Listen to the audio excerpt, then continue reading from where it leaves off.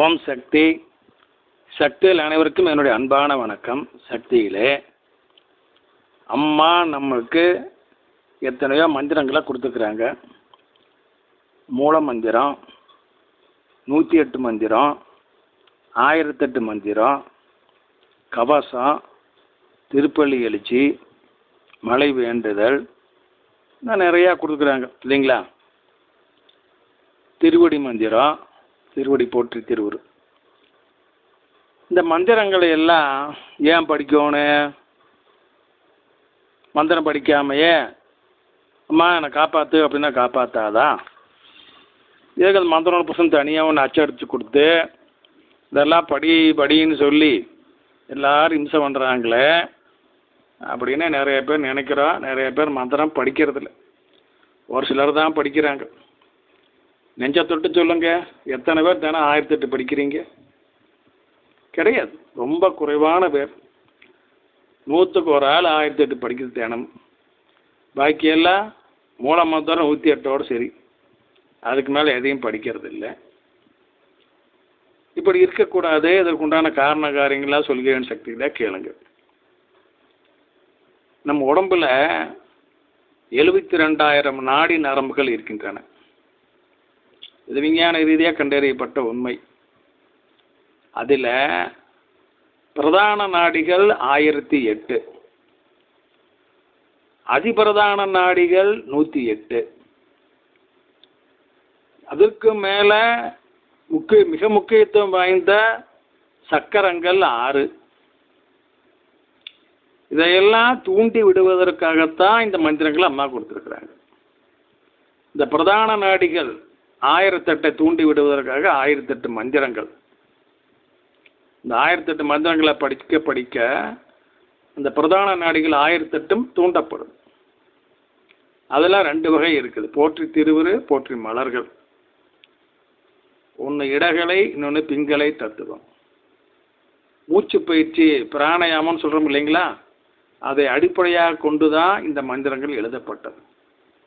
அதனால் இந்த மந்திரங்களை அந்தந்த நாளுக்குரிய மந்திரங்களை அந்தந்த நாளில் படிக்கும் பொழுது நீ மூச்சு பயிற்சி செய்யாமலேயே, பிராணாயாமம் செய்யாமலேயே, யோகாசனம் செய்யாமலேயே அது செய்தால் என்ன நன்மையெல்லாம் உனக்கு கிடைக்குமோ அதெல்லாம் இந்த மந்திரம் படித்தாலே கிடைக்கும். ஒரு அரை மணி நேரம் செலவு பண்ணால் போதும். அதே மாதிரி அந்த 108 மந்திரங்கள் அதிபிரதான நாடிகளாகிய 108 நாடி நரம்புகளை தூண்டி விடுகிறது. அடுத்த சக்திகளே சக்கரங்கள். மூல மந்திரம் 6 வரி கொண்டது. இந்த 6 வரி மந்திரத்தை சொல்ல சொல்ல இந்த 6 சக்கரங்களும் தூண்டப்படும், பிரகாசம் அடையும். அப்போ குண்டலினி சக்தியானது தானே மேலே எழும்பி வரும். நீ ஒன்றுமே பண்ண வேண்டாம். ஒழுங்காக தினம் மந்திரத்தை படிச்சுக்கிட்டே இருந்தீங்கன்னா குண்டலினி தானே மேலே ஏறும்.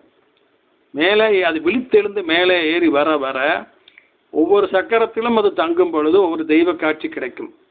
அந்த தெய்வங்கள் உன்னோடு பேசும். முடிவாக அம்மாவின் காட்சியும் கிடைக்கும். அம்மா உன்னோடு அரட்டை அடிப்பார்கள். இதுதான் நான் பலரிடம் கேட்டு தெரிந்து கொண்ட அனுபவம். சக்தியில் அப்புறம் சொன்ன அனுபவம்.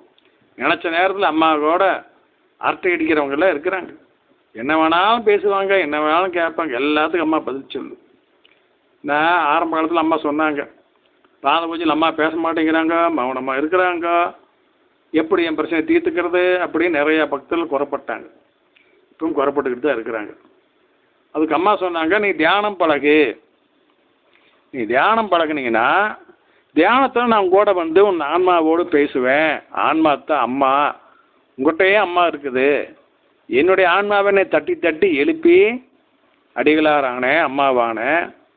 நீயும் உன்னுடைய ஆன்மாவை தட்டி எழுப்பு. நான் யார் நான் யாருன்னு உன்னுடைய இருதயத்தை தட்டி தட்டி கேளுன்னு அம்மா சொல்லி கொடுத்தாங்க.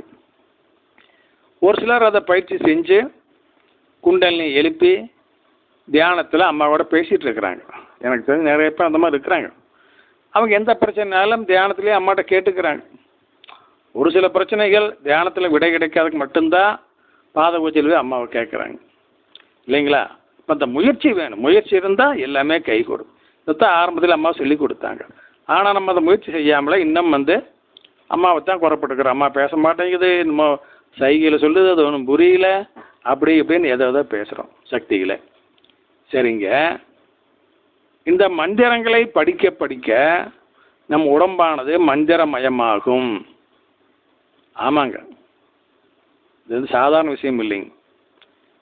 அம்மா சொல்கிறாங்க, நீ உறங்கிக் கொண்டு இருக்கும் பொழுது கூட, நான் தொடர்ந்து நீ மந்திரம் படித்து கொண்டிருந்தால், நீ உறங்கிக் கொண்டிருக்கும் பொழுது கூட உன்னுடைய ஆன்மா மந்திரம் படிக்கும். ஆன்மா அந்த வேலையை செய்யும் அம்மா சொன்னாங்க. எனக்கு தெரிஞ்சு ஒரு பக்தர் தொண்டர், அவருக்கு இது நடந்திருக்குதுங்க. ஒரு முறை அவர் தினமும் மந்திரம் படிக்கிற பழக்கம் உள்ளவருங்க. விடிக்கால 3 மணிக்கு எழுந்திரிச்சு விடிக்கால் வழிபாடு செய்கிறவர். 1808 மந்திரங்களை படிக்கிறவர். அது மட்டும் இல்லை, குருபோற்றி மந்திரங்களை கணக்கு வழக்கு இல்லாமல் உருவேற்றிக்கிட்டே இருக்கிறவர். எந்த நேரமும் சதா சர்வகாலம் குருபோற்றி மந்திரத்தை உருவேற்றிக்கிட்டே இருப்பார், சும்மா இருக்க மாட்டார். அப்படிப்பட்ட ஆள். அவர் தன் மனைவி மக்களோடு உறங்கிக் கொண்டிருக்கின்றார். இரவில் 12-1 மணி இருக்கும். அந்த ரூம்குள்ள அம்மாவுடைய மந்திர வகையில் படிக்கிற சத்தம் கேட்குது. இது மைக்கில் படித்தா எப்படி சவுண்டு கேட்குமோ அந்த மாதிரிங்க. ஓம் ஓம் சக்தியை போற்றியோம், ஓம் ஓங்காரானந்தியை போற்றியோம் அப்படின்னு நல்லா சத்தமாக கேட்குது. இவருக்கு அப்படியே தூக்கத்தில் யாராவது இதை அந்நேரத்தில் மந்திரம் படிக்கிறாங்க, என்ன நம்ம ஊரில் ஏதாச்சும் மன்ற ஆண்டு விழாவா? இல்லையே, நம்மளுக்கு தெரியும் மன்ற ஆண்டு விழா எப்படி நடக்கு, இப்படிலாம் ஒன்றும் இல்லையே, அப்புறம் வேறு யார் படிக்கிறா அப்படின்னு அப்படியே தூக்கம் கலைஞ்சிருச்சு. நல்லா கண்ணை திறந்து பார்க்குறாரு. அந்த ரூமுக்குள்ளே இருந்தால் சத்தம் வருது. படுத்துருக்குறாங்களே பெட்ரூம், அதுக்குள்ள சத்தம் வருது. பெட்ரூம் லைட் எரிஞ்சிட்டு இருக்குது. அந்த வெளிச்சத்தை அப்படியே படுத்துக்கிட்டே பார்க்குறாரு. திரும்பி மனைவி உறங்கி கொண்டிருக்கின்றார். அவர்கிட்ட இருந்து சத்தம் இல்லை, மனைவி படிக்கலை. 2 குழந்தைங்க, அவங்க தான் படிக்கிறாங்க பார்த்தா இல்லை, அவங்களும் தூங்கிட்டு இருக்கிறாங்க. அவங்கள்ட்ட இருந்து சத்தம் இல்லை. பின்ன எங்கேருந்து சத்தம் வருது அப்படி நல்லா உன்னிப்பாக கவனிக்கும் பொழுது பார்த்தா அவருடைய இருதயத்திலிருந்து அந்த மந்திர வரிகள் சத்தமாக படிக்கிற சத்தம் கேட்டுது. இப்போ அம்மா சொல்கிறது எவ்வளோ பெரிய உண்மை பாருங்க. நீ உறங்கிக் கொண்டிருந்தாலும் உன்னுடைய ஆன்மா அந்த வேலையை செய்யும்னு சொன்னாங்க இல்லைங்களா? இவர் உறங்கிட்டு தான் இருக்காரு, ஆன்மா மந்திரம் படிக்குது. எப்படி படிக்குது? சத்தமாக படிக்குது. அப்படி ஒரு சத்தம், மைசெட்டில் படிக்கிற மாதிரி, கேட்குற மாதிரி சத்தம். அடாடாடா, அம்மா சொன்னது எவ்வளோ பெரிய உண்மையடா, அப்படியே நடக்குது வார் அப்படின்னு தெரிஞ்சுக்கிட்டாரு. தெரிஞ்சோம்னா அது சத்தம் அப்படியே அடங்கி போச்சு. இப்போ பார்த்தீங்களா, உடம்பு மந்திரமயமாகுது இல்லைங்களா? அப்படி தொடர்ந்து மந்திரம் படித்து கொண்டு இருப்பவர்கள், தினமும் மந்திரம் படித்து கொண்டு இருப்பவருடைய சொல்லுக்கு சக்தி அதிகம். ஆமாங்க, நீங்கள் எதை சொன்னாலும் அது நடக்கு. உங்கள் சொல்ல யாரும் எதிர்த்து பேச மாட்டாங்க. இதெல்லாம் நடைமுறை வாழ்க்கையில், பலருடைய வாழ்க்கையில் நான் பார்த்துருக்குறேன். அதனால் சக்திகளை தினம் ஒரு அரை மணி நேரம் மந்திரம் படிக்கிறதுக்கு ஒதுக்க முடியாதா? எத்தனையோ வெட்டி நாயம் பேசுகிறோம், டிவி சீரியல் பார்க்குறோம், செல்ஃபோனில் அரட்டை அடிக்கிறோம். அம்மா சொல்கிறாங்க, சீரியல் பார்க்காதேன்னு சொல்கிறா, எல்லாத்தையும் பிரச்சாரம் பண்ணு, சீரியல் பார்த்த குடும்பங்கள் சீரழிந்து போகும் சொல்லுன்னே சொன்னாங்க. நான் பல இடத்துல சொல்லியிருக்கிறேன், பல மீட்டிங்கில் சொல்லியிருக்கிறேன். உங்கள்கிட்டையும் சொல்கிறேன், சீரியல் பார்க்காதீங்க, சீரியல் பார்த்த குடும்பங்கள் சீரழிந்து போகும். அது மட்டும் இல்லை, செல்ஃபோன் பயன்படுத்த வேண்டாம்னு சொல்லு. ஆமாங்க, செல்ஃபோன் பயன்படுத்தினா பல பிரச்சனைகள் உண்டாகும், நரம்பு சம்பந்தமான பல பிரச்சனை உண்டாகும்.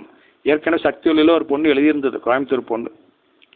அதனால் செல்ஃபோனை அனாவசியமாக பயன்படுத்தி மணிக்கணக்கில் பேசிகிட்டு இருக்காதீங்க அப்படின்னு அம்மா அறிவுறுத்துகிறாங்க. இப்படியெல்லாம் காலவரையும் செய்கிற நம்மனால ஒரு அரை மணி நேரம் செலவு பண்ணி அம்மா முன்னால் அமர்ந்து மந்திரம் படிக்க முடியாதா? ஒரு சிலர் சொல்கிறாங்க, எனக்கு மூட்டு வலி, காலை மடக்கி உட்கார முடியாது அப்படிங்கிறாங்க. சரி, யாரும் நான் காலை மடக்கி உட்கார சொன்னால் காலை நீட்டிக்கு வந்துக்கோ, தப்பு இல்லை. என்னால் கீழே உட்கார முடியாதுங்கிறாங்க ஒரு சிலர். வேண்டாம், சேரில் உட்காந்துக்கோ அல்லது ஒரு பெஞ்சில் உட்காந்துக்கோ. என்னால் சாய்மானம் இல்லாமல் உட்கார முடியாது, சாஞ்சுக்கோ. யாரும் ஒன்றும் வேண்டாண்ணா, எப்படியோ ஏதோ ஒரு நிலையில் உன்னால் எப்படி சௌகரியமாக உட்கார முடியுமோ அப்படி உட்காந்துக்கோ.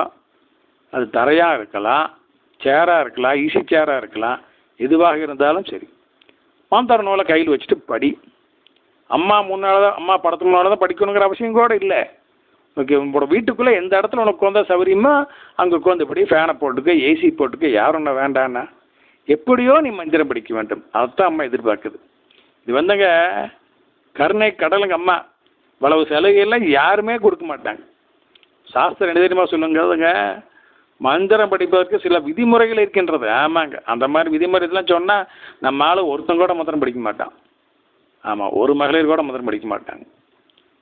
நிமிர்ந்து கோரணும், மனசு ஒருநிலைப்படுத்தியிருக்கணும், அங்க சேட்டைகள் கூடாது, உடம்ப ஆட்டி ஆட்டி படிக்கிறது, தலையை உவச்சு வச்சு படிக்கிறது, அங்கே சொரிகிறது இங்கே சொரிகிறது இதெல்லாம் எதுவும் செய்யக்கூடாது. அப்படி படிக்கணும், ஒரே சீராக படிக்கணும். எப்படி ஒரு பாத்திரத்திலிருந்து இன்னொரு பாத்திரத்திற்கு எண்ணெயை ஊற்றினோம்னா அந்த எண்ணெயா உழுக்கானது ஒரே மாதிரி சத்தம் இல்லாமல் அப்படியே அமைதியாக வரும் இல்லைங்களா, அடுத்த பாத்திரத்துக்கு மாறும் இல்லைங்களா, அந்த மாதிரி நம்முடைய மந்திரம் படிக்கிற நிகழ்ச்சி இருக்கும். ஒரே சவுண்டில் ஒரே மாதிரி வேகமாகவும் படிக்காமல் ரொம்ப ஸ்லோவாகவும் படிக்காமல் மிதமான வேகத்தில் நல்ல உச்சரிப்போடு வாயை திறந்து படிக்கும். ஆனால் பெரும்பாலான மன்றங்களில் நம்ம சக்தி எப்படி படிக்கிறாங்க, இந்த முதல்ல ஓம்ங்கிறத படிக்கிறதே இல்லை, ஓமே வெளியே வர்றதில்லை, மீதி தான் படிக்கிறாங்க. அதே மாதிரி நிறைய தப்பும் வேறு. அது இந்த மாதிரியான அனுபவப்பட்ட விஷயங்கள்லாம் நான் மறுபடியும் பேசுகிற சக்திகளை இனிமேலாவது மந்திரம் படிக்காத சக்திகள் தயவு செய்து மந்திரம் படித்து பழகுங்கள். அதனால ஏகப்பட்ட நன்மைகள் உங்களுக்கு உண்டாகும். ஊழ்வினை தனியும், உடம்பு மந்திரமயம் ஆவதால் உடம்புல நோய்கள் விலகும். ஆமாங்க, அந்த உடம்புக்கு எந்த நோயும் வராது. சக்திகளே சொன்னால் நம்ப மாட்டீங்க, என்னுடைய ஜாதகப்படி எனக்கு நோக்காடு வந்ததுன்னா நான் ஒன்றும் பண்ண வேண்டியதில்லை. என் ஜாதகத்தில் எழுதி வச்சிருக்கிறாங்க. எப்படி தெரியுங்களா, துதி சிகிச்சையால் இவருக்கு நோய் குணமாகும் அப்படின்னு.